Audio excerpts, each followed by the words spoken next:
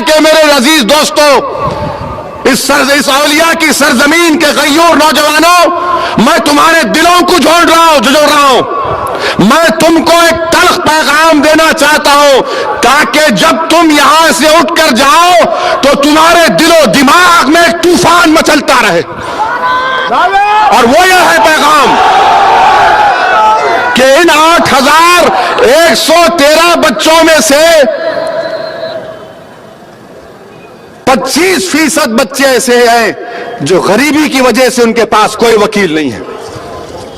गरीबी की वजह से कोई उनके पास वकील नहीं है, सड़ रहे हैं जेलों में। आज एक संजय दत्त के लिए पूरी फिल्म इंडस्ट्री बाजा बजा रही। मैं हमारे प्रेस काउंसिल के चेयरमैन को खत लिखा और कहा कि मोहतरम, अच्छा किया आपने, मगर हम 8111 जेलों में, जरा इनका भी तो इंतजाम करिए, कोई हमारी भी तकलीफ को सुने। अरे नहीं महसूस कर सकते तो कम से कम वो जो आंखें अल्लाह ने दी, तुम तो देखो हमारी आंखों में कि आंसू बह रहे हैं। कभी कोई जाकर पूछता भी होगा उन बच्चों के घर में जिनके मां बाप क्या जिंदगी गुजार रहे होंगे।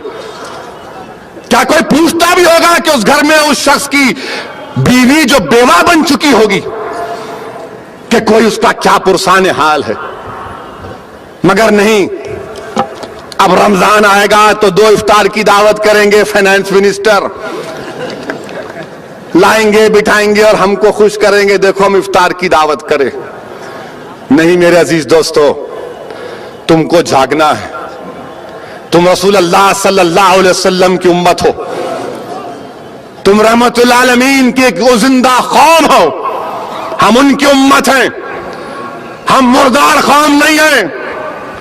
और तुम याद रखो, तुम इस मुबारक सरजमीन के फर्जन हो, जहां पर 1400 औलिया आज भी मदफन है, जिनकी रूहें इस सरजमीन के नौजवानों को पुकार पुकार कर कह रही है कि डरो मत, घबराओ मत, उठो, लड़ो अपने हक के लिए।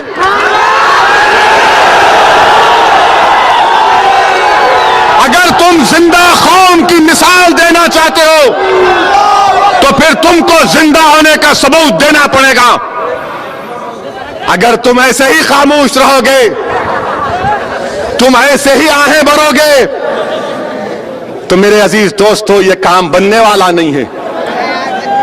काम बनने के लिए जिद्दोजहद करना पड़ेगा, मेहनत करना पड़ेगा। और फिर हमारे मरकजी हुकूमत के होम मिनिस्टर साहिब शिंदे साहिब, जो महाराष्ट्र के चीफ मिनिस्टर रह चुके हैं, वो दलित हैं, मैं उनकी इज्जत करता हूं। मैं जाके उनको मुबारकबाद दिया जब उन्होंने, शिंदे साहब ने बयान दिया था इन दहशतगर्दों के बारे में। शिंदे साहब ने जो जयपुर में बयान दिया था, मैं उनको जाकर बोला कि साहब, मैं सलाम करता हूं आपको कि हेमंत करकरे के बाद अगर किसी ने बहादुरी का काम किया तो थोड़ा बहुत आपने किया। और मैं तो यही चाहता हूं कि महाराष्ट्र के हर पुलिस वाला हेमंत करकरे की तरह, विजय सलस्कर की तरह हक परस्त रहे, इंसाफ करे। यकीन मानो पूरा खात्मा हो जाएगा इन नाइंसाफी का। मैं इस अजीम जलसे से हेमंत करकरे की बेवा को सलाम करता हूं। मैं इस अजीम जलसे से उस कांस्टेबल को सलाम करता हूं, उसके खानदान को, जिसने उस जालिम अजमल कसब को अपना जिंदा पकड़ा। मैं उसके खानदान को सलाम करता हूं। तो शिंदे साहब ने बयान दिया कि फास्ट ट्रैक कोर्ट बना दो, पूरे मुल्क में फास्ट ट्रैक कोर्ट बनाओ। शिंदे साहब फिर चॉकलेट दे रहे हमको आप। अरे कितने चॉकलेट खिलाएंगे आप हमको? हमारा पेट आपकी चॉकलेट की फैक्ट्री बन गया।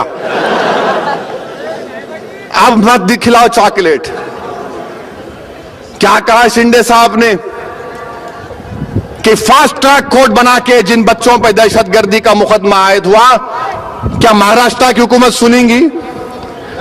क्या पृथ्वीराज चौहान, आर पटेल सुनेंगे? अरे दोनों बैठ के बात नहीं कर ले तो कोर्ट बनाते। कोर्ट बनाओ बोल दिया। अरे अगर आपको ईमानदारी थी, अगर आप सही काम करना चाहते थे तो आप उन तमाम दहशतगर्दी के केसों को एनआईए के हवाले करते। एनआईए का कोर्ट है, फास्ट ट्रैक कितलाइए। यही औरंगाबाद में 2002 में यहां से हथियार पकड़ा गया, वो बच्चे आज भी जेलों में। उनके अम्मा मां बाप के पास पैसे